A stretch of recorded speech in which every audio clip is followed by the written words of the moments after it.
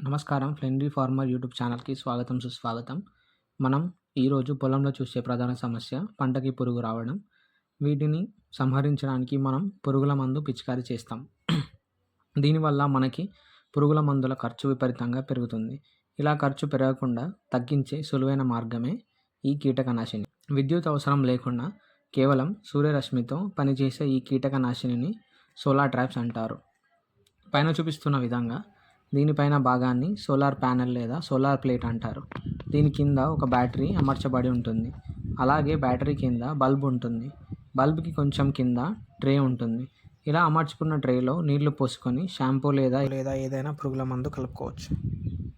ఉదయం పూట సూర్యకిరణాలు సోలార్ ప్లేట్ పైన పడతాయి. ఇలా పడిన సూర్యకిరణాలను తీసుకొని బ్యాటరీ ఛార్జ్ అవుతుంది. చీకటి పడగానే బ్యాటరీ సాయంతో బల్బు వెలుగుతుంది. ఇలా రాత్రి 6 గంటల నుండి 12 గంటల వరకు పనిచేస్తుంది. ఈ సోలార్ ట్రాప్స్ అన్ని రకాల రెక్కల పురుగులను ఆకర్షిస్తుంది. ఇలా ఆకర్షింపబడ్డ పురుగులను నీళ్ళల్లో పడి చనిపోతాయి.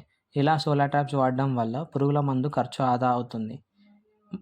అలాగే మనకి ఎన్ని రకాల పురుగులు ఉన్నాయో మన పొలంలో తెలుసుకోవచ్చు. దీనిని ఎక్కడ అమర్చుకోవాలి, ఎలాంటి పంటలకైనా సరే ఈ సోలార్ ట్రాప్స్ వాడొచ్చు. మొక్కజొన్న లేదా వరి అయితే ఒక పంటకి ఒక అడుగు పైన మనం అమర్చుకుంటే సరిపోతుంది. దీనిని ఎక్కువగా తోటలలో ఉపయోగిస్తారు.